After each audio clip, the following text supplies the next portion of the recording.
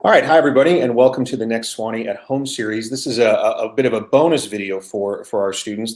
By the time you see this, the virtual summer music festival will have come to a conclusion, but we couldn't let this summer pass without talking to two dear friends and important folks to us, members of our National Advisory Board. Before I introduce them, I want to say hi to my good friend and our Managing Director for the Music Festival, Hilary Ward, who's joining me today, joining us. Hi, Hilary. Hello. And it's great to see you. I regret not being able to actually see you in person in the summer. Normally we spend so much time together in Sewanee times. There's, my phone number just says Hilary all the way down at my call list. So I regret that we're not able to do it here, but it's nice to see you. And we have two wonderful guests. For me, introduce them to our community. Lecolion Washington serves as the executive director of the Community Music Center in Boston. He views music as and advocates for music as a means of social change, and was co-founder and executive director of the Prism Ensemble. Has had an extraordinary career as a performer, as an academic, as an educator, and now as a leader. And I think all of those things are interconnected. And I know you serve on a range of boards, and if I try to name them, I'm going to miss somebody, and that's going to be inappropriate for me to leave anybody out. So I'm just going to say you're incredibly connected in our field and engaged on levels of performance and higher education and community engagement. So we're thrilled to have you with us, Lecolion. Welcome to our conversation. And I also want to take a second to welcome and say hello to Walter Bitner. Walter is the director of education and community programs for the Richmond Symphony. He is also formerly with the Nashville Symphony, where he served in a similar role. Was the leading, I don't want to say founder, but the leading force behind the Accelerando program that the Nashville Symphony has. That was where Hilary and I first became connected with you, Walter, was through that program and the wonderful students we've had come to Sewanee in the summer.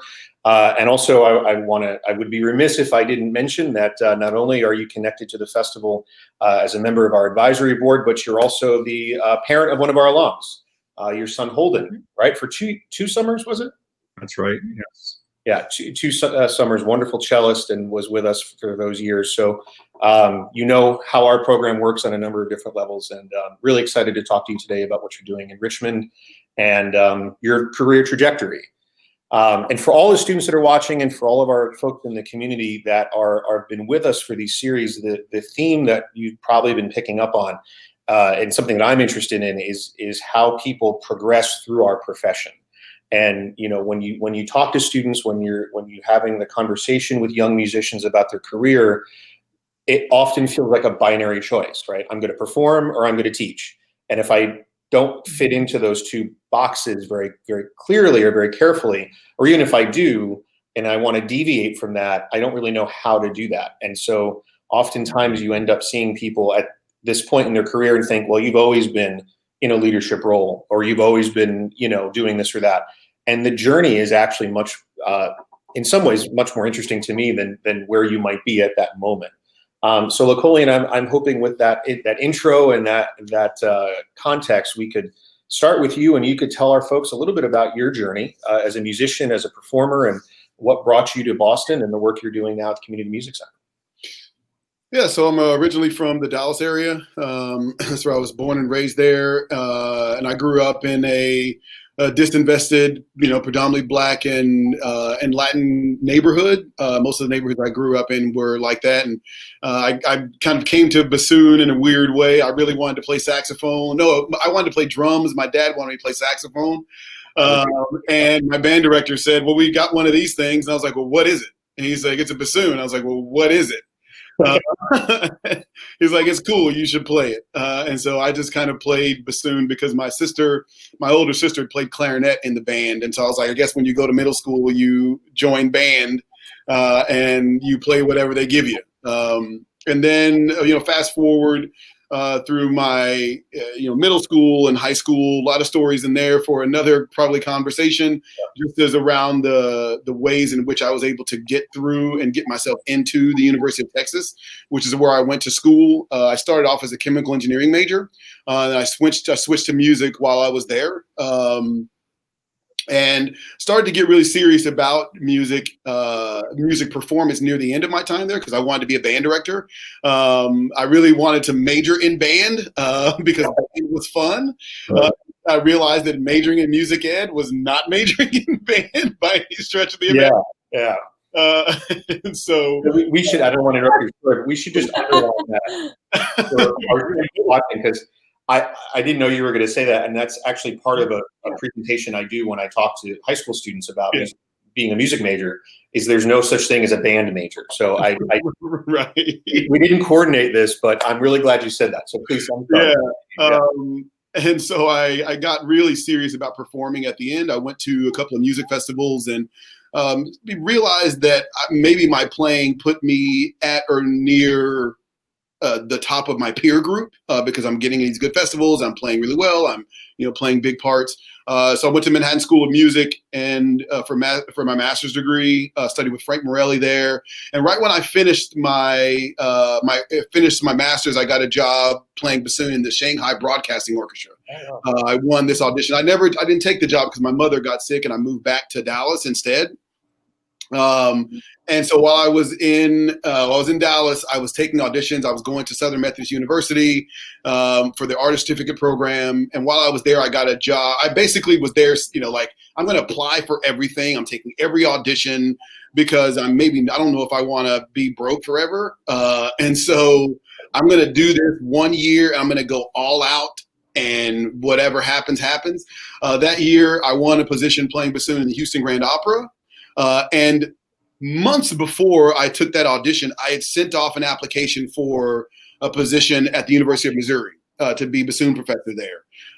And a few months after I won the Houston Opera job, I get this call from the University of Missouri saying, we want to bring you out for an interview. And I subsequently ended up taking that job because I was like, I really loved orchestra, but I really wanted to teach. And I wanted to teach people how to get jobs in orchestras. And I was like, well, if you've won a couple of auditions, you probably know that part at least. So you can skip maybe some of that and go right to the place you really want to be, which is in teaching. And so I was there for a few years before going to University of Memphis. And it was really there after I got tenure where I started to ask myself, like, is this what I want to do forever? Because I'm 33 years old. I'm a tenured professor. And it's like, so you got a job for the rest of your life. Is this really what you want to be doing for the rest of your life? And basically I told myself, when I turn 40, I will decide if I want to be doing this when I'm 50. And if I don't want to be doing this when I'm 50, I'll start thinking about what are the other things that I want to do. And the truth is, long before I was 40, I knew that I wanted to have a second career, not because I had any negative feelings about what I was doing. It was more I just wanted to do other things. And really, my inflection point was meeting Archbishop Desmond Tutu. I went to I taught at this festival in South Africa for almost 10 years. So every summer I was there. Really, my last summer there, Archbishop Desmond Tutu is there, and he's the narrator for one of the pieces that the student orchestra was playing. And afterwards, we all get the faculty. We get to go up and meet him and shake his hand. I go up, I shake his hand, and he holds my hand tightly because it was a handshake line. He held my hand tightly, and I was like, and so then he reaches up, and he reaches up on my shoulder and like pulls me down to like kneel next to him. And I'm looking at his handlers. I'm like, is this okay? Like, this is not planned. And they're like, no, dude, this happens sometimes. Just go. And he said to me, he said, I've heard about you. And I was like, what? He was like, yeah, I've heard about you, because at that point I was one of the first American people of color, first American Black people that was part of this festival. And I'm there playing, European art music. And he said, hopefully you know what it means to our country for our young people to see you there on that stage with those artists doing what you're doing. What you're doing is important for our whole country. And that moment was that was it. That was pressure, though. I mean, that's incredible. But like, what was that moment, that feeling? I can't even imagine how do you describe that? That was just extraordinary. A lot of tears afterwards, because I'm sitting here. I'm like, I'm just playing bassoon.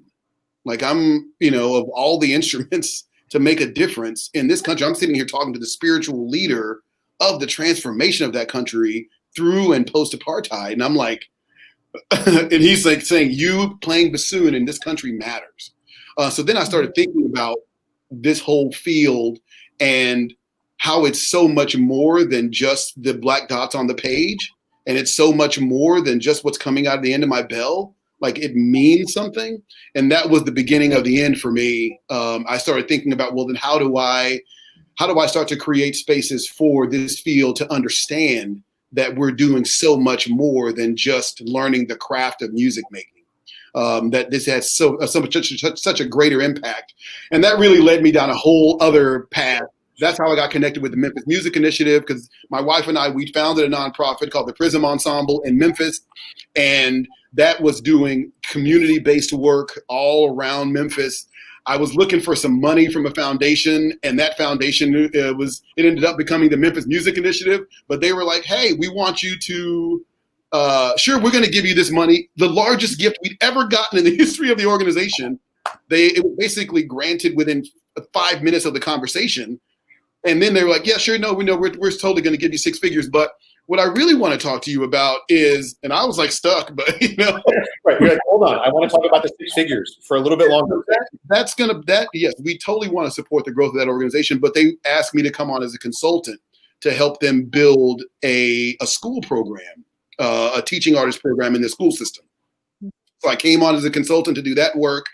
Then they were like, hey, would you consider helping us pilot this program in the spring?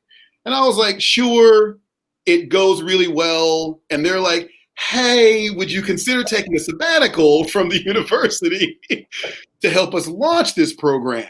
And I was like, sure. And they were like, we'll help you to build a team. I'm sure Hilary knows about the team I was trying to build at the time, because I was trying to get her to join that team. Of course. But it was like, hey, we'll help you do that. And so I took the sabbatical and I was going back to the university, and they were like, hey, would you stay on and still lead strategy, and we'll help you build an even larger team to manage the day-to-day operational pieces.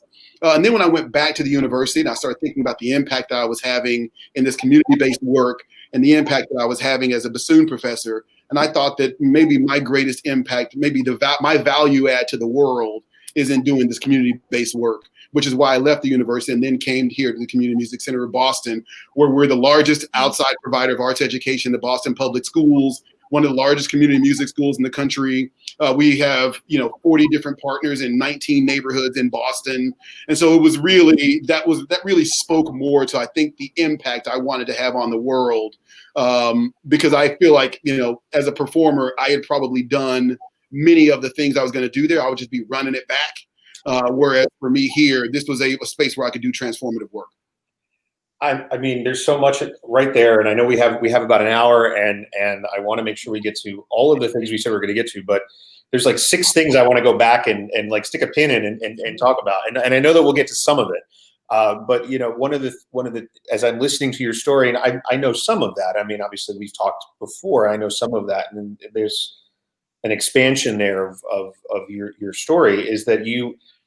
And I want to underscore this for the students watching and for whoever's watching, is the idea of really asking yourself very difficult or maybe very direct questions, right? And as you went through your journey and as you accomplished different things in your life, you step back and said, okay, what does this really mean? And how is this, how am I really doing here? What am I really doing here? And so often I think people get caught up in getting the job, which is fine. Like we all have to get a job, right? But you consistently ask yourself, and probably ask others to, for input as well about, really honest and direct questions. And so I hope any of our folks watching this will, adapt that to their own journey. And, is this really what I want to be doing? Can I see myself doing this in 10 years? I love that. When I turn 40, do I want to be doing that at 50? I did a similar thing, but I was 30. And I said, do I want to be doing this when I'm 40? And the answer was a resounding no for me. So, and fortunately, we had some little Wi-Fi issue there. I think Hilary did, and we just lost her. She'll be back. The mountain has some tricky Wi-Fi. So Anyway, thank you, Walter. Thank you, Lecolion, for that. And now I was looking at Walter here. I want to leave some space now for the same question. So let's talk a little bit about your journey, how you moved through your career and what brought you to Richmond and the work you're doing now. It's a pretty long story, actually. So I was born home all day, Walter. I have nothing to do right now. It's a pandemic, so I was born in the Midwest. I'm the oldest of a large family. My parents moved all over the country throughout when I was growing up. So I spent a lot of my childhood in the suburbs of Chicago, and then in upstate New York, and in the South too, in North Carolina, and I've lived in New York City and in Los Angeles, and I was an exchange student in Europe when I was in my teens twice.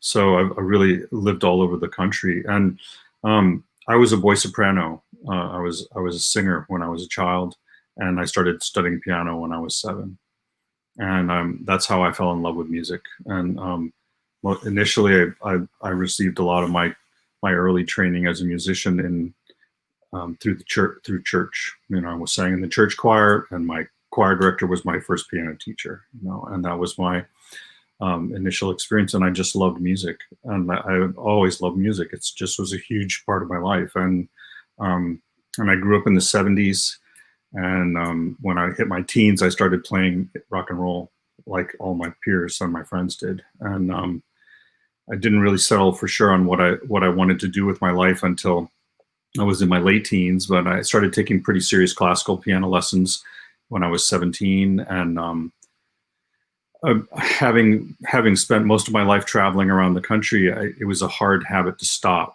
And so I went to a number of different colleges and universities before I finished my degree. But my undergraduate concentration was in piano performance. I started teaching in private schools in just outside New York City in the early 1990s. In 1991, actually, I taught at a small private school in Rockland County called Blue Rock School. And in the summers, I taught at Fieldston Outdoors, which is run by the Fieldston School in the Bronx and on the Upper West Side. And there I got to work alongside Pete Seeger every summer in children's performances. And those experiences had a really strong impact on my career, teaching in this small private school in upstate New York, and I mean, not in upstate, just outside the city, and then working with Pete and all the colleagues at that camp at that time were very engaged in social and environmental causes, and that was sort of the driving ideas behind the camp, where we're using music. There was a team of folk musicians primarily at the camp. I was the music counselor, so it was my job every day to corral all these independently minded musicians together and put on a concert every day. And Pete did concerts with us each summer, and so I was really exposed to the power of music to change society and to create changes and unity and in social groups in my 20s. And then I was married at the time. I got married when I was 23, and my wife and I had our first child, Holden, who eventually attended Sewanee, and we moved away from the city, and I taught in private schools. I taught in several different private schools. For 15 years, I taught elementary and middle school music, and because I was in private schools, I also taught dance and theater, directed plays and musicals and all kinds of things like that. And then we had moved to Nashville in 2003, and we settled there to raise our kids for the most part. And while I was there, I after a teaching job at a Waldorf school in Nashville for several years, I left that. I was ready to change. As you were talking, Lecolion, it was about at that age when I hit 40, and I realized, do I really want to continue to teach elementary and middle school, as I got older? And the truth is that I loved teaching elementary school. I loved it. But at a certain point, I felt like I was repeating myself a lot. And I was ready to try something new. And so one of the parents at the school I taught at was Tracy Silverman, who's a world-renowned electric violinist. Most people in the classical realm consider him the greatest living electric violinist. And Tracy just happened to have his kids at the school. And so we started a youth orchestra together called Music City Youth Orchestra in 2007. And I was the orchestra and taught all the classical repertoire and organized everything and started a nonprofit and recruited the board and did all those things. And Tracy showed up several times a year and taught all the kids how to be cool, how to chop, how to do all the alternative string techniques, how to, and he would bring arrangements he had written of jazz and rock standards and things like that. And we played all over town. And eventually I was asked to teach at Nashville's Performing Arts High School, Nashville School of the Arts. I started teaching there in 2009, and I was the piano teacher there. And then when my colleague Michael Graham retired, I took over the choir program. And then eventually they asked me to teach the orchestra program too. And so at that point, I had been teaching for most of 25 years in the classroom at all levels from K through 12. And in my last year at NSA, I every day I had to teach 3 choir rehearsals and 2 orchestra rehearsals. And it really got to be a huge workload. It was very difficult. And anybody who's taught in the public schools knows that it's a difficult environment to teach in for every reason. So much of it is, well, I'll just say my experience in seeing folks that do it and engaging with it is the amount of administrative work and the amount of non-musical supervision that you have to provide can be as draining or more draining than when you're actually in front of the kids. Like when you're in front of your students, it's the reprieve from all of the other stuff that's around you. I would think that's what I've been my experience. Yeah. So how did you end up with I don't want to say end up, that's not the right way to phrase it. How did you arrive artistically and professionally at the Nashville Symphony and that project with the Cellorando specifically? Yeah, well, so it's really, I think that if you're trying to be conscious of your life and what you do, then sort of transitions appear and happen for you in the right way. That when you're ready for the next stage of your life, it happens. And that's what happened for me. I through my work with Music City Youth Orchestra and my work as the choir and orchestra director at Nashville School of the Arts, I made a lot of contacts in Nashville, and my ensembles were often asked to participate in activities, community activities that were happening at the Nashville Symphony. And so I got to know the staff there at the Symphony. And then when I found out that right at the point of my career at the art school where I was starting to feel it was time for a change, the position of Director of Education and Community Engagement came open at the Nashville Symphony. And so I applied for that job and they hired me. That was in 2014. And when my very first week on the job at the Nashville Symphony, Alan Valentine, who's the CEO of Nashville Symphony, pulled me into his office and he said, "What are you going to do about diversity?" My first conversation with Alan Valentine, that was what he was like, this is your job. You need to take this on. And he wanted to, his idea was that we would, the Nashville Symphony would try to establish a fellowship program similar to what other orchestras around the country have been doing for decades, which have not really made a large impact on the field in the end. The numbers prove that they have not been very successful with achieving their goals. And I had just come out of teaching in a public high school where what I saw on a daily basis in my classes were many, many students of color who were fine, dedicated musicians and really loved music and loved classical music too, and wanted to pursue careers. But they didn't realize that until they were in high school, often not until they were juniors or seniors in high school. And they didn't come from communities where attending classical music concerts or taking lessons were part of their culture. They weren't familiar with the fact that if you want to major in music and study an instrument in college, you need to start taking lessons many years before you go to college just to win an audition and get in. And so I took that perspective and I said to Alan, well, we really need to work on the other end of the pipeline. We really need to work on making more opportunities for for students of color to enter music school. And so that was how we got the idea for a cello rondo. And it was just at the time when the Mellon Foundation was beginning to look at other options to support for improving diversity in the orchestral field. And I was very, very fortunate to get the ear of Susan Mellon, and the rest is history. They awarded a cello rondo a big grant that covered 75% of our operating expenses for the first 6 years. And we got our budget approved, and we started the program in 2015. And now we have the first graduate of the program is a student at Northwestern, and we have a student going to Coburn this year, a bassoon player who won from the top, you know. So I mean, that program really has been successful, and I ran it for 5 years. Was very fortunate to be able to hire Kimberly McLemore to actually manage that program. And so a year ago, when I was offered the position to move to Richmond and become Director of Education and Community Engagement here, Kimberly took over that position, and I'm here now. Well, and I appreciate you have teed up for me and for all of us the next part of the discussion, Walter. I know you didn't know you were doing that because we didn't script all of this, but you did. So thank you for that. Thank you for sharing that.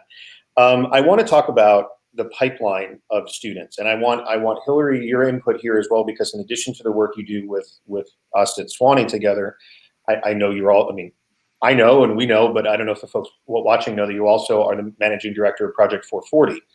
So, you know, I'd love to hear about what they're doing and the work that you do with that organization. But I want to talk a little bit about this idea of a pipeline of students, because Walter, you brought up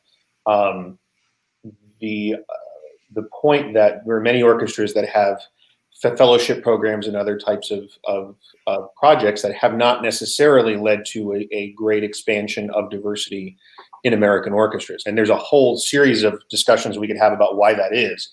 But I want to focus down a little bit for both Lecolion and Walter, and also for you, Hilary, too, to talk to us a little bit about what it means to this pipeline idea and how each of you are connecting with younger students, and also using organizations not just to connect with students, but also with teachers. Because I think, you know, in the reading that I'm doing, and I am not the poster child for diversity, I understand that. So I've been doing a lot of reading this summer and before this summer, and trying to make sure I understand how to talk about this correctly. And when I don't talk about it correctly, to be corrected. But understanding how we can not only have students engaged, but having teachers who look like the students. Right, so that their students see representation in the classroom at every level of their educational experience. So I'm going to toss that big giant topic out there, and I don't know who wants to grab at it first and talk a little bit about how they're doing that. I'll jump in on that one always, mainly because you know, I probably have some disagreements with a lot of the way the conversation is framed. Yeah, that's great. Because we operate under the assumption that the young people themselves are the ones with the deficits. And so we're trying to identify the deficits in the young people, and they don't have deficits. You know, but for a friend of mine told me, he's like, young people aren't the problem, and they also aren't the solution. They're just young people. And once we start viewing them that way, we start looking at what we do as those in positions of power and say that, oh, actually, we're the problem. Some of those fellowships, some of those things, they don't work because the institutions themselves expel people. So, you know, we're saying that the numbers haven't changed, but I would imagine the number of people that have gotten into symphony orchestras has probably gone up. This is the number of people that have been retained by them has probably been the thing that has gone down. And that's not something you can fix by getting more people into Curtis. You know what I mean? Like that's not the way you're going to fix that one. And so that's one part of that. I think that's problematic because, again, we do have a system sometimes that expels people. And so, you know, I think that once we start recognizing that it's more than just, you know, who the students are and who's teaching them, like that, you know, that's not going to change that particular system. It will impact the individuals within the system, but it won't actually change the system in and of itself. I think that once we start recognizing that the system isn't broken, that it's actually functioning at optimum the way it's been designed, then we start looking at this type of conversation very differently, because the laws of probability would say that if, depending on where you are, whatever city you're in, the laws of probability would say, I lived in Memphis. Memphis was 60% black. If I walked into a place and there were no black people there, like, something is gone. There is a force acting on that space that is making that happen, because mathematically it shouldn't. Right. They tend to play themselves out in the aggregate. And so I think that we have to then start having conversations about what is the force that's happening in a space that is either A, repelling people, or B, expelling people. I think once we have that conversation, I think that that is the one that is equally as important as how many brown kids are taking lessons with brown people. Okay. Right. Like, well, that's great. That's why I asked. I mean, those things. Yeah. Yeah. This is so. How do we fix it? That's a much harder question. Again, what are we solving for? Yeah. Hilary, please. Yeah, so I was going to say this, and I hope that my signal doesn't drop while I'm in the midst of saying this. So please forgive me if it does. I think that there is a terrible stigma, regardless of what community of people it's in, that, and this is a strong claim I'm going to make, but somewhere along the line, kids get it in their head that being the teacher is a bad thing and is lesser. And if they have to be the teacher, that means that they are not as good, or that they are not as talented because they had to do that instead of doing something else. Being the teacher is amazing. And the perspective you gain from being the teacher, and a number of people's lives that you change from being the teacher, it's enormous. And as you've heard Lecolion say, and as you've heard Walter say, I will echo that, because before moving into the positions that I'm in now, spent 15 years in K-12 and higher education myself. And that perspective is invaluable in the work that I do every single day. And so I think that there is that stigma. And I think that that's part of the problem, because kids think as young musicians that if they end up as the K-12 teacher, or if they end up being the university professor, that just means that they're, playing junior varsity somehow, and whatever they're doing isn't that significant. And I think that needs to be changed, that's an issue. And I think that needs to be pumped up more, that having that expertise and that type of education as part of your portfolio as an adult is an asset that not everyone has, and that it's really quite an accomplishment. So, of course, as a seasoned educator, I went to music school as well. I also have studied education, and I can tell you, it doesn't mean that you're lesser. Being a good teacher is really, really hard work. Yeah. I'd like to just add, I agree with everything you just said, but I was never somebody who wanted to be a teacher. I was a performer since I was a child, and I continued to perform until I was in my mid-30s, and my second child was born. And I really felt I had to make a choice to stay home and be with my family, and teaching gave me a way to stay engaged with music and do that. But my experience as a teacher in the public schools was that the teachers are really in between a rock and a hard place in the public schools, and especially in urban school districts. And what kids see their teachers suffering under are conditions that they don't want to be in. And the teachers are not paid well, and they're not treated well by the administration, and they're not treated well by the parents, and they're not treated well by the children. And most of them leave within a few years. And that is a societal problem.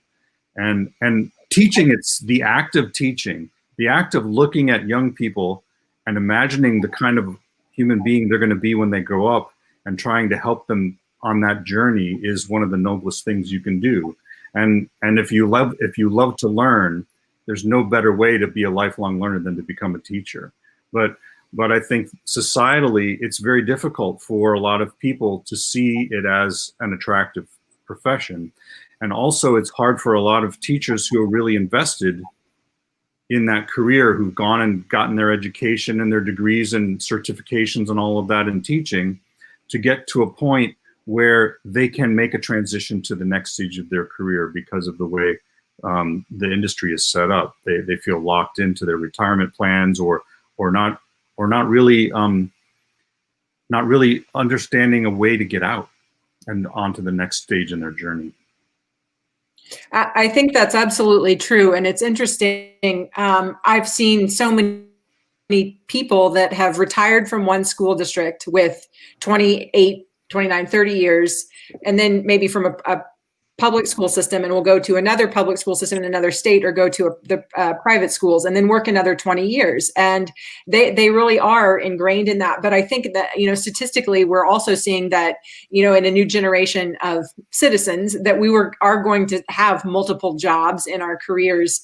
And that isn't potentially going to be the case for the next generation, that they will have a little bit maybe easier time shifting between the types of work that they do because of sheer curiosity and interest, among many other things. Yeah.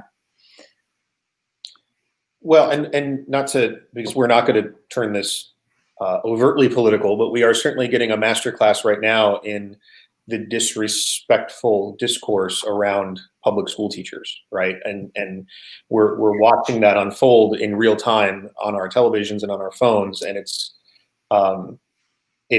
disturbing to me personally. I can't imagine that that's a controversial opinion, that it's disturbing that we're not and it predates anything that's happening in this very moment. I mean, this is not like we are suddenly now disrespectful to folks who teach. I was talking in this same format to Joanne Folletta a couple weeks ago, and she said, our heroes are public school music teachers, because she said, and I agree with her 100%. I get to stand in front of orchestras in Interlaken or Sewanee or Brevard or wherever, or her professional orchestras, and all of those people came through public school music programs or school music programs in some way, and had a teacher somewhere that sparked their journey forward into music. And for me personally, I know the scariest group of people I've ever stood in front of are middle school kids. I've said that a few times now, and anyone that's seen it, paid attention to these things, probably thinks I hate middle school kids, and I don't. They're wonderful people, but if you are disingenuous, you'll learn. They'll figure it out really fast. And we have a separate chat thing here going. And so, Lecolion, if I could ask you to just share what you said to us, because it's a great point. And please. Well, inside our field and inside the field of professional artists, I think that there's this saying that those who can do, those who can't teach. And I just think that is so wrong. I feel like those who love to teach, they teach. Those who love to play, they play. Those who love to play and teach, they play and teach. Like that's the way that it is. There's no, preparing the next generation of musicians isn't a consolation prize, right? Like there's real work that goes into that. And to your point about just something you said about being in a middle school, to be honest, one of the reasons was, I recognized my own deficiencies as a teacher by being in a middle school. Yeah, I realized, you know what, you're not the greatest teacher, right? Because if you were, you would be able to teach different types of people. You'd have some flexibility in your ability to teach. And I had zero flexibility. I was only really good with high school students and above, but that was because someone else had already done all the work before I got them, right? And then we get to look good, right? And so for me to say that, I'm a better teacher because I'm teaching all these people who have been rooted in a foundation of learning and had been inspired to want to learn more, to be like, well, and they learned all that from me. That's ridiculous. That's just an absolutely ridiculous frame. But I think that because of, again, I still feel like our system thinks that. Our system really thinks that if you're teaching, that means that something has gone wrong in your career, and that's why you're doing that. And I think that is a problem. But again, we do have this system, and I will continue to say it, that it repels and expels people. And it's very intentional. It is meant to keep a certain group of people very close to the center of power inside it. And so for those of us who are really interested in impacting our communities and impacting young people directly, because of our lack of proximity to the power, we sometimes get ignored. And so I totally, I think that, I think that Hilary brought up a really, really good point that I think is, I think Walter and I both feel that, I know both of us having, backgrounds in playing, and I had a full career as a performer. I feel like right now, the work that I'm doing right now for me is much more impactful than almost any concert I've ever played. And that's just for me, for my mission in life. That's why I stopped doing that, because I really wanted to be doing this other thing. It's not because I couldn't have a performance career. It's because this was really meaningful to me, and it was worth leaving my performance career behind to commit my career to the next generation of human beings who love music, not just musical artists, but just people who love music, right? Like that is a meaningful life to have. No differently than playing in the Met, but this is also as equally meaningful as if you were doing that work, depending on who you are. Walter, I saw you lean forward into. I'm just listening to and enjoying everything Lecolion's saying, and I think the qualification you make about contributing to the lives of people who enjoy and love music and helping them grow in that way, regardless of whether it's something they're pursuing, for a career or for a degree, but because music it's part of the birthright of every human being, and I think that our society, which tends to regard everything as an economic unit, looks at music as a something, a commodity to be consumed. And so in many cases, if most people, if they want music in their lives, they buy it and they listen to it. They don't make it for themselves. But this is a really recent phenomenon in human history, that music as a commodity that you could just buy didn't come around until, a little more than a century ago. Up until that time, if you wanted to have music, you needed to sing it yourself, go to church where you might hear it, or, play it on an instrument yourself. That's why in the 19th century, so many people had pianos in their homes, And so I think that we've lost that connection with music as an activity that anybody has the right and should engage in as part of a rich life. And we've left it to the professionals in a way. And well, if you mind, John, can I make a comment about please. Absolutely glorious every word you said. I know we're probably having a love fest here, but every word that you said, I so much agree with that. And I really think that, yeah, you're right. We have turned it into, I was thinking about this, that maybe social Darwinism was part of that, because, it was like the survival of the fittest, right? Economically, when you put it in that frame. And so now, when we see a kid, we say, okay, this kid's going to be the next Yo-Yo Ma. Right. That's what we see in every kid. And then we're like, okay, this kid is not going to be the next Yo-Yo Ma, but maybe this kid is going to play professionally in a Big Five orchestra. And we're like, okay, maybe the kid's not going to play in a Big Five orchestra. And so we keep going down. And then finally, after 2 years of working with this beautiful human being, we start to see the human being that's in front of us. Like we have been seeing some other person.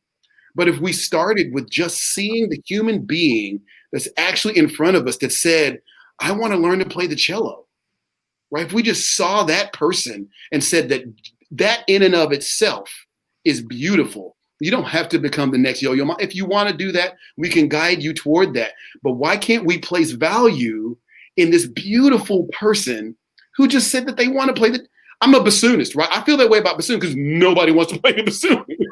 So anybody who wants to play the bassoon is like, a beautiful human being by default, right? Right.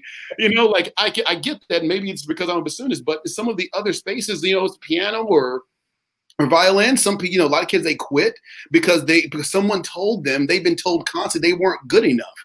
Not that they didn't love it. They quit because the system was telling them they weren't good enough to play it. And to me, that is, you know, I've even had some folks tell me that. It's like, I'm at a, you know, community music schools. I've been around community music schools, and people were like, we should have some really difficult conversations with some of our students, you know, because maybe they're not going to cut. I'm like, bruh, we're a community music school. If not with us, then where? If not here, then where? Where can this person who loves music be able to engage with it? Like, and I think, oh man, Walter, that was church. I agree with every word that you said. You're right. We have just gotten away from the idea that we can engage in this thing, and every one of us doesn't have to be Yo-Yo Ma. Like, none of us, only Yo-Yo Ma can be Yo-Yo Ma. Well, and again, I'm going to church with you, and I'm also going to, you know, I mean, I'm sitting here writing down as many things as I can, not for anybody out there, but just for me, because I knew what this discussion today would be like. So I'm grateful to I'm so glad we could be together to do this. I wish we could be together to do it in Sewanee with our students in real time. And I hope that we will be able to do that in the future, in the near future. We don't have a ton of time left, well, we do and we don't. I mean, we have as much time as we want, but I want to be respectful of everybody's time. And make sure that Walter, I want you to talk a little bit about, or as much as you want, about what you have coming in Richmond. But I want to ask, and I keep asking this question in a way that I want it to be as direct and as honest as possible. And I was talking again, and I keep bringing her up, not for any other reason other than that I asked her this same question when I had Joanne Folletta on, and I said, you know, how did you deal in your career being a conductor who was a woman? Because at the time when she was starting out, it's still not as commonplace as it should be, but it was quite uncommon in the early phases of her career.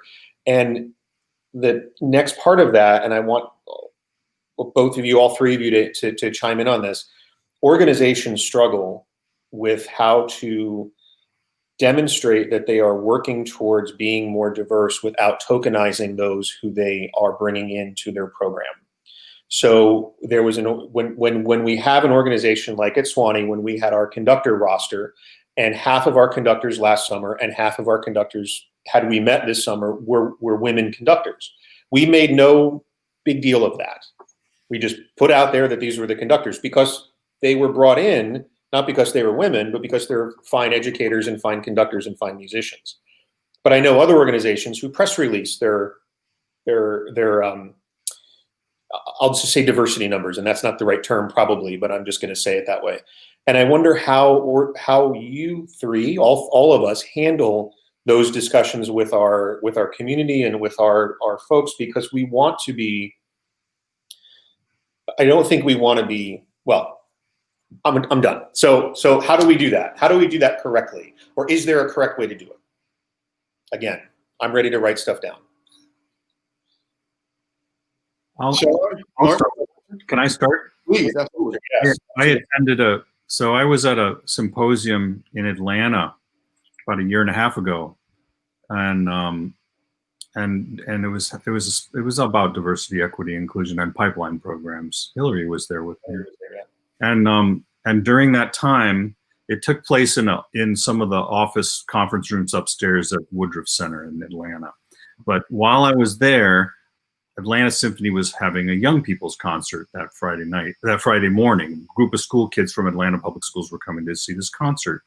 And so I skipped out of the symposium and I went downstairs and I heard the first concert of my whole life by a symphony orchestra of music only by women. It was 5 works by women composers: Clara Schumann, Amy Beach,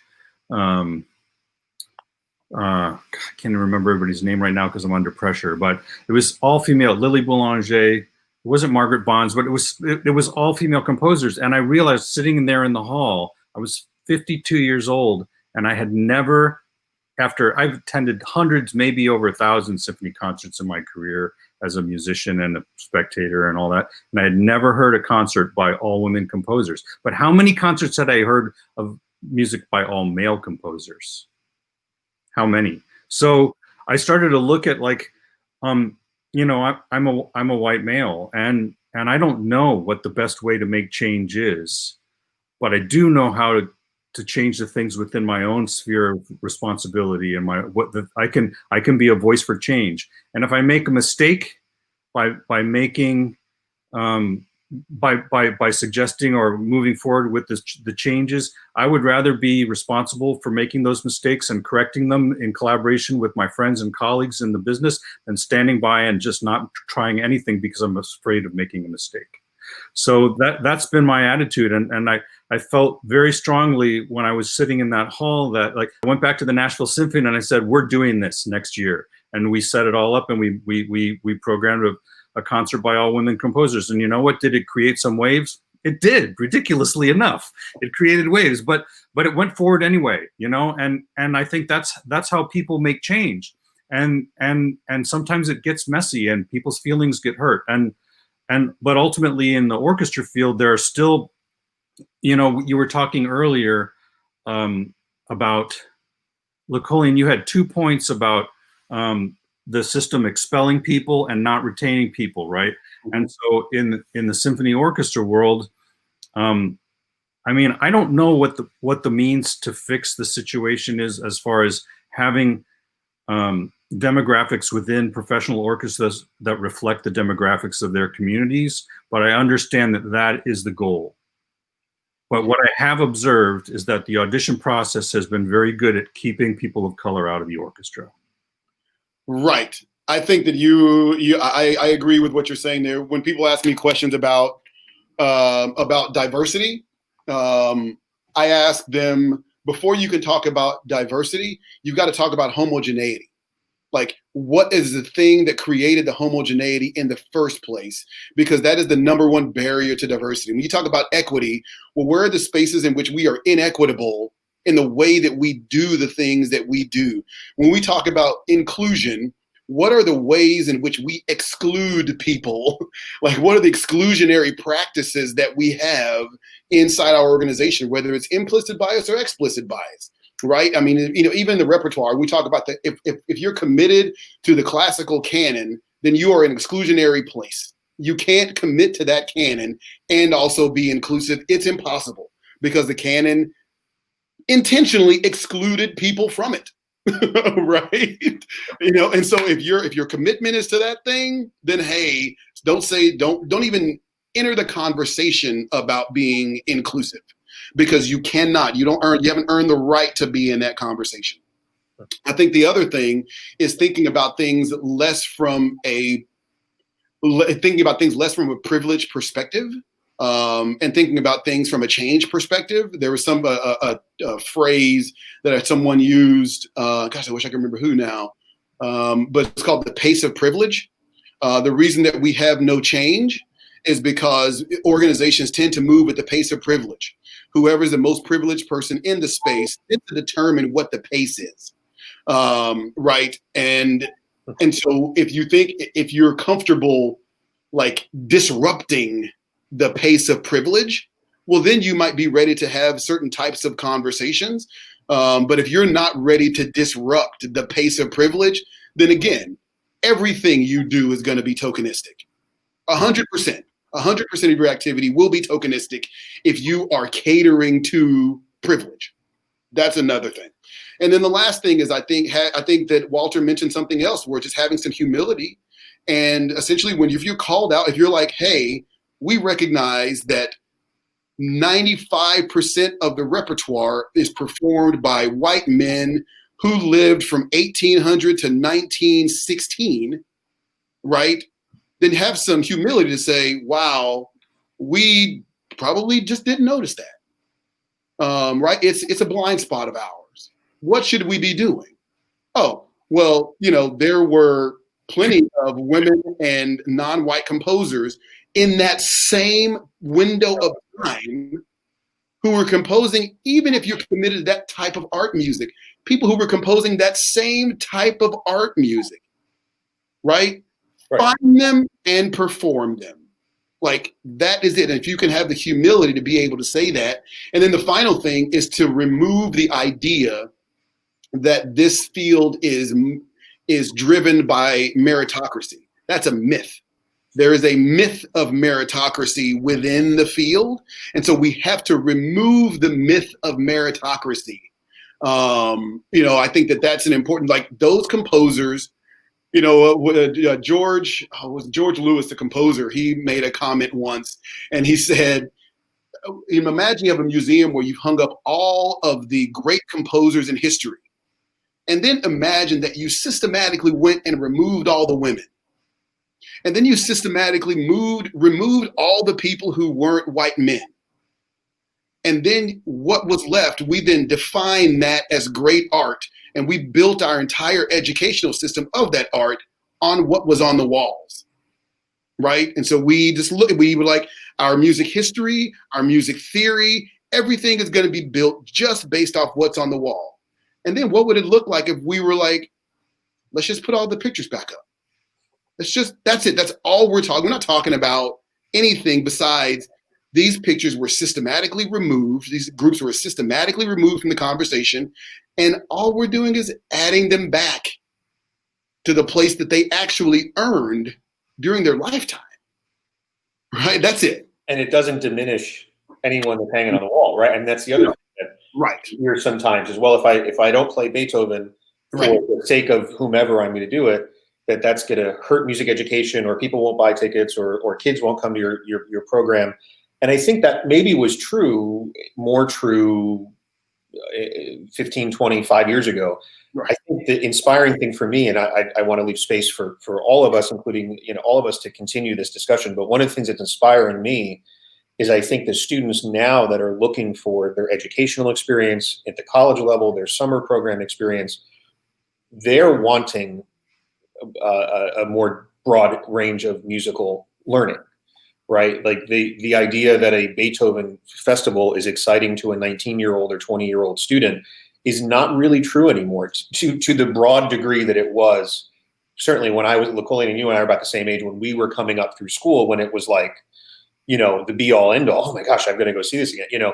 I don't think that's the case anymore. And that's inspiring to me as I look at programming and I look at working with our faculty to come up with what we're going to do in the future programs for Sewanee.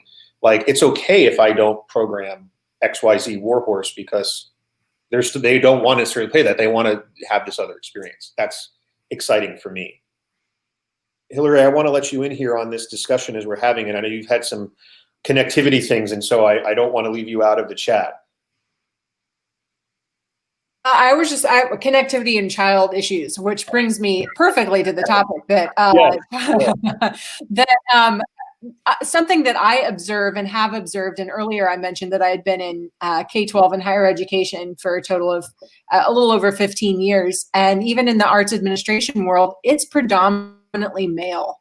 Like the number of now since 2003, I've had one female boss ever, once. And it was only for about 9 months. And I think that is also is problematic. And I think that's in addition to seeing diversity amongst who our faculty are and who our conductors are, seeing more females in leadership roles is something that needs to also happen. And yes, we have mothers and we have little kids that pull at the hem of our skirt, as that horrible saying is, but taking music classes in the dean's office, place for them, and they are absolutely qualified to have that opportunity as well. So as the one woman on this call, I'm going to say it loud and proud. So there, said it. No, I think it's a great point. Not that this is, I never want to have a competition, but I do think. I think you bring up a really, really important point, especially in higher ed.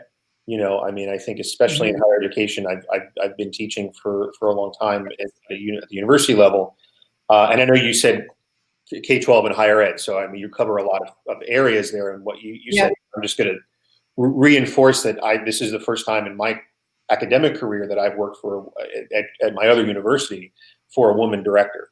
And it's definitely brought in 11 years of teaching at that school. And it's definitely brought a different dynamic to our discussions as amongst our faculty. So, yeah, listen, this is, again, and we've been having a mutual admiration society here, which is good. That's what we're supposed to have amongst the four of us. And I really enjoyed this, and I don't really want to wrap up, but I also know that we all have other things to do today. I know Harris is wearing a Spider-Man outfit, Hilary, and I'm sure yes. Yes. I know you have work and jobs, and we all have stuff to do. So I want to give everyone a chance to, and we haven't really, there was no theme today. I didn't want to say that we're going to talk about, anything that, any one area, but I want us to kind of leave the discussion here with where you see things headed in education or in performance, and how the work that you're doing with the organizations that you are associated with is helping to lean into the future of what we are going to experience as artists and teachers. I love the point that was made earlier, and I'm going to take this moment to reinforce it. I play my instrument for money. I teach my instrument, and I run a program. I have a sort of three-legged stool career that is incredibly rewarding. And when one of those things isn't happening, I feel it. And like, for example, right now I'm not performing, right? There are no performances. And I feel that loss in a very deep way. And so, I would encourage any of the students that are watching, or any of our folks, that if you like to do all these things, do them. The whole field is hard. Like, all of this is hard. It's hard to win a job. It's hard to teach at a university. It's hard to run a program. So, like, it's not like there's an easy path. Like, oh, I'll just go be an elementary school teacher. Oh my God, that's no way is that easy. So, there are bad teachers. Yeah. Yeah, and just, if you love it, go off and do it. And if you like doing lots of things, do all those things. Someday I want to talk about music ed programs and higher ed with this group, but we don't have time to do that because I got a lot of thoughts on that. Yes. I don't know who wants to grab that first. Maybe Lecolion, do you want to offer just a couple things on what you guys are doing in Boston, and the work you do beyond that too, please? Yeah, I think that one of the things that we're thinking about here in Boston is how do we become a much more culturally responsive? How do we have a much more culturally responsive curriculum? And how do we, I think intentionally, right now we say, if you play clarinet, then all of these other things are happening for you. You're gaining in your ability. You're growing in metacognition and executive function, and there's all these other things that are happening. And we just say that that's happening because I gave you the Close clarinet book, right? Like, we just kind of just like put that out there, and right. we don't seek proof that is actually happening. And so I think at CMCB, we're really thinking more about, well, how do we prove that that's actually happening? It is line in A Few Good Men. He's like, it doesn't matter what I know. It only matters what I can prove. And we're really, I think, as we move forward, are trying to figure out, well, how do we prove that these social emotional things are actually happening? How do we prove that? Is there a way for us to be able to prove that? And also, I think that, for us, I believe that it should not be a requirement that someone commits cultural suicide in order to have access to this beautiful art form. And so when you think about being culturally responsive, it is the anti-cultural suicide requirement, right? It's the opposite of that. It's like, I can learn to play this instrument and be a great musician on it. And some of the tools I use to learn maybe are culturally relevant to me. In any way, whether it's music or relevant to me as a person, whether it's women or people of color, or if it's LGBTQ or people with disabilities or whatever, like, those are things that are actually part of the thinking as we're building our educational system, rather than saying we build the system and then once we built it, we then say we got to sprinkle in some women.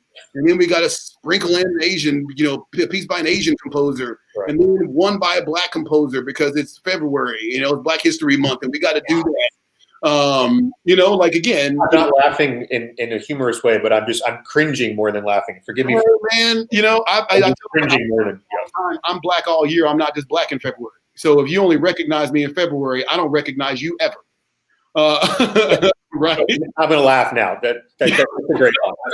That's correct. And so that is that's what those are the things that CMCB is working on, which is rather than having these tokenistic types of things, how do we embed those things into the DNA of the organization so that anytime you're looking at something, you can see what it's been filtered through. So you can see all of the decisions that are made and that they have clearly been viewed through a lens potentially of some type of systemic marginalization. Like that's not the thing that you add on at the end, but it's part of everything from your HR practices to how you're re-entering post-COVID, to how you're programming recitals and concerts, to how you're maybe even holding your teachers and faculty accountable for the work that they're doing with young people, that it's something that actually is part of the DNA again, rather than a garnish. That's awesome. Who wants to take that? Hilary, do you want to grab onto some final thoughts here with our folks? You don't have to. I didn't have anything nearly that insightful, and I won't. It is very insightful, and I had to just take in a big sigh or breathe in, inhale, exhale at the end of that, because I'm not sure how to follow that. But what I think is really curious is that with all that's happening right now on the planet, that if some things don't change from this, if there isn't some sort of changed outcome or changed response, that it will be a cry and shame, because there is a lot of opportunity for new creation and for a new lens and for a more refined lens and better and stronger partnerships. And whether it be through healthcare or through education or through music and creativity, I see things happening on a daily basis that bring me great joy. And I'm thinking, gosh, why didn't we do that sooner? And it's such a relief to see that it is happening. And I hope that we can strengthen and build upon the things and great things that are happening in the arts community, because there are some tremendous partnerships being built. The ways that we're reaching students is bigger than it's ever been, I think, regardless of the program and where you are, and that we're able to, make and create new artists that wouldn't have otherwise had access. And so I hope that we're able to really capitalize on that for the long term. I want everyone to know here, when you see me or any of us leaning forward to write, we're not like working on another project while we're talking. There's a private chat feature in this StreamYard thing the platform we're using here. And it's a really great discussion. We're having a great discussion here, and we're also having a really great discussion here.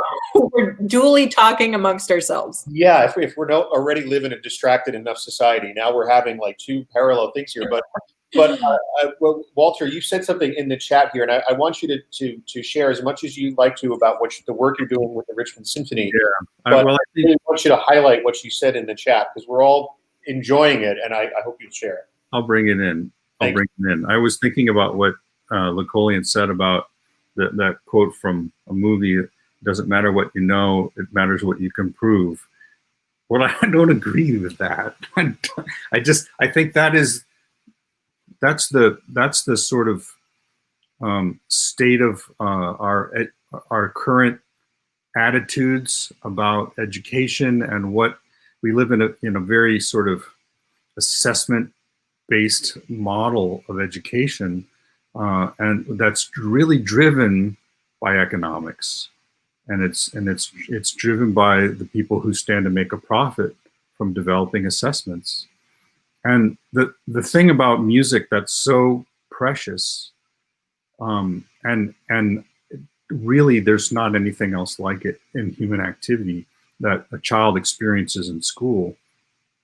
And it's not something you can prove. You can only experience it for yourself, and that's consciousness.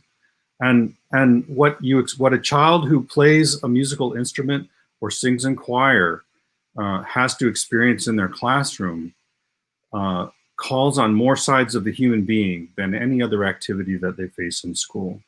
They're using all of their senses.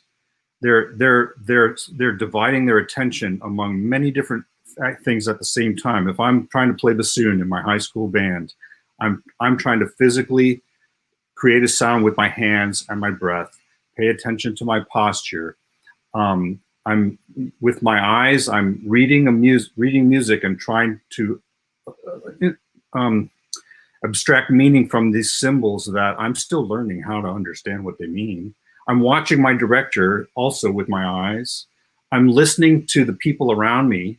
I'm listening to myself as I play. And so how do I play within my section? How do I play within the larger ensemble? I'm listening to the verbal directions from my director. And then while I'm doing all this, I'm trying to refine and improve the result that I get from my effort over and over and over again. It takes perseverance, and it has a very deep emotional and spiritual component too. And I'm learning how to work together with others to achieve something greater than I can do by myself. And there is no other activity that a child does in school that has all those layers, but all of those aspects of being a human, that's what makes life so precious and beautiful. And that's why I've stayed in education my whole life, because I've just seen over and over that the impact that giving a child that experience has, not only on that child, but their whole family. Giving them this set of abilities to stay in one place and develop their consciousness, bit by bit, slowly working towards a distant goal. If you can learn how to play a musical instrument well, you can learn how to do anything. And so that's what as I see this, symphony orchestras are in a period of transition right now. We've gone from, they're no longer going to be able to support themselves just on their endowment from the people who founded them in the early 20th century. And they've become stewards of their community. Their community has to steward their continuance. And so they have to prove their relevance to the communities that they belong to. And so it's different in different communities, depends where you are. And one of the reasons I came to the Richmond Symphony a year ago was because the Richmond Symphony has a very strong dedication to their community and education programs. And when does this date? When will this air? What day? What's today for the people who are watching this? I can't hear you, John. You're muted. It's March 196th, so we're not quite sure when. No, it'll air sometime next week, probably. I mean, we could really send it out whenever we want to. Yeah. So. Well, it's not a hard secret, but it's not public yet because we haven't officially launched. But the Richmond Symphony is launching a community music school, and we're beginning it digitally. We're doing it virtually online right now during COVID. This is a very big need in our community. Richmond does not have a community music school, and there are many children who don't have music education or don't have music education beyond very bare rudiments that are offered in their schools. So this is a big need for our community, and we're starting it in 2 weeks with a summer pilot program with our youth orchestra. Parents and the children in those families will be joining us in the summer as we learn how to do this, and we'll open to the public in October. I'm very excited about it, and look forward to sharing more with you about it in the future. It's remarkable that you're doing that. We had a chance, Walter, to talk a little bit about it. Yeah, let's actually just stop for a second and like, that's amazing.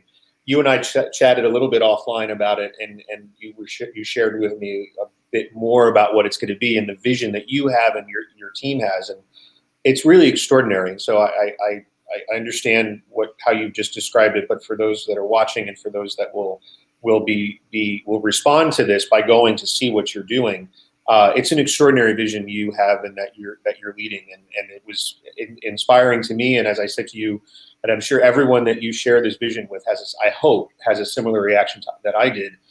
Tell me what I can do. Sign me up, coach. If you need, you like wash dishes or, whatever you need me to do, because I think it's such an important, and hopefully will be a model for what other orchestras can do. And we have a large community music center at George Mason University. That was my first job, actually, was the assistant director of the community music school at Mason, in addition to working in percussion. And so I think that more large institutions, whether they're orchestras or universities, should be heading that direction, and not just the pre-college, preparatory model, but this sort of larger scale community engagement model. Obviously, Lecolion runs that, an organization that is at the leading edge of that. but I hope that other institutions can follow in that model. I think we're going to have to. Yeah. And this is where I can bring it into the referring to the chat thread is that what's become apparent in the last couple decades is that symphony orchestras have to broaden our repertoire to remain relevant to the communities that we serve. And so symphony orchestras don't only play the classical canon anymore. Only a few do that. Most play a wide variety of community concerts, educational concerts. They play pops concerts, and they're experimenting with new even diversifying more the programming of their classical concerts. And I think that's going to continue. And it's much better to be in the driver's seat making that happen, watching that change happen than feeling like you're being forced to do it from outside forces. And so I think that's part of, I think musicians in the future, as John was describing earlier, need to be aware that many of us, most musicians in history, in fact, have had to have a portfolio approach to their career. We do a lot of different things around utilizing our musical gifts.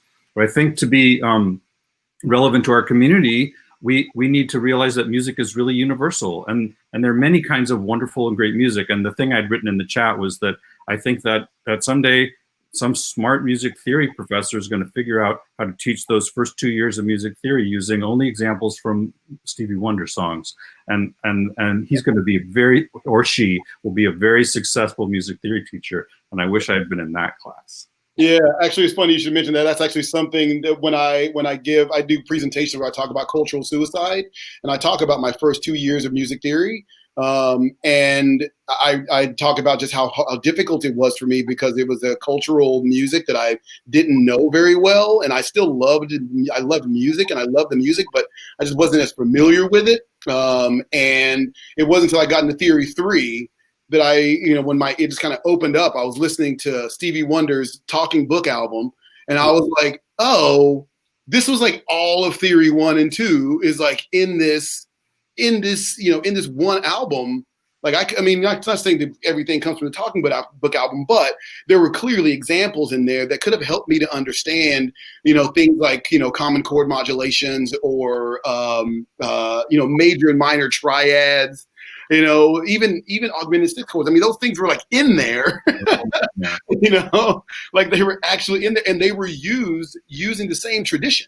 And so they were resolving the same. I mean, it was like, I could have easily have learned those things, from there. Two other points I wanted to make. Sorry to jump in. I know we have to go. But one of them was, Walter, something you said, it spoke to me because I've really been thinking about the language that I use when talking about the work that we do here, trying to move away from saying serve or service. Because that implies a certain level of passivity on the other side. That I now serve this group, or I am in service of, and I think that as your comment about symphony orchestras goes, maybe thinking less about there's symphony orchestras over here and there's a community over here that it serves, that the symphony orchestra is part of that community. And so how does it be part of that community? What is the role that it plays in support of the community that it's part of?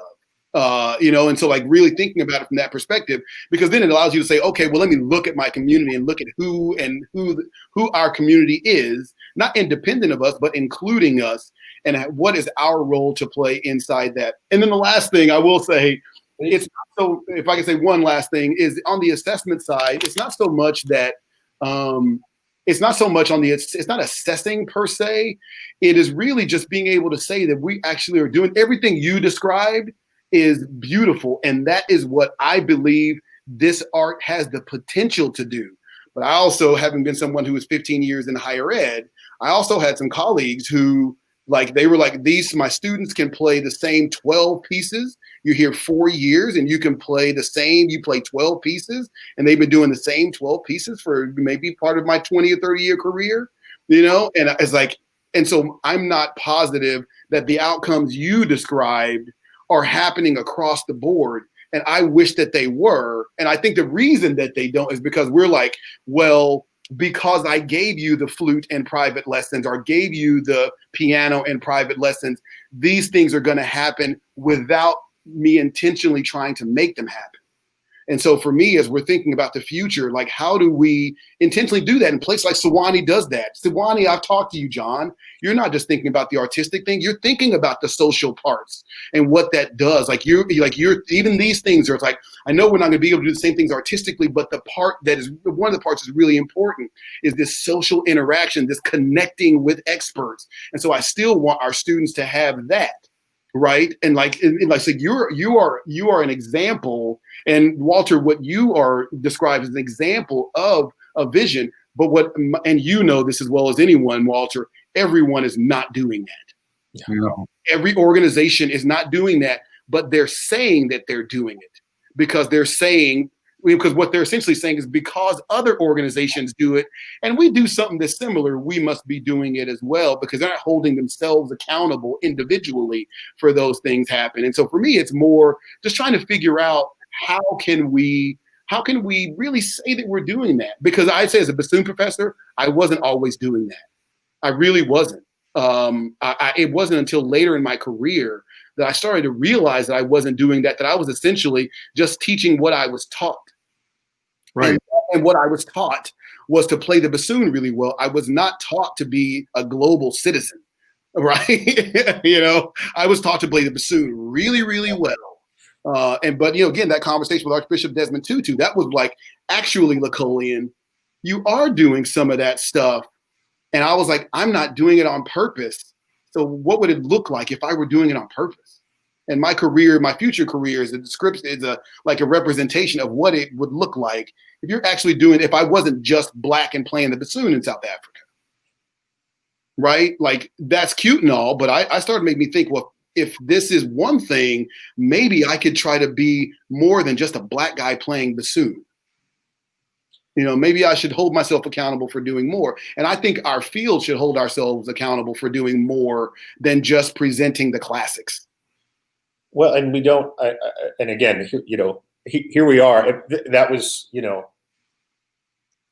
I just want to sit back and listen for another hour, but I know I can't.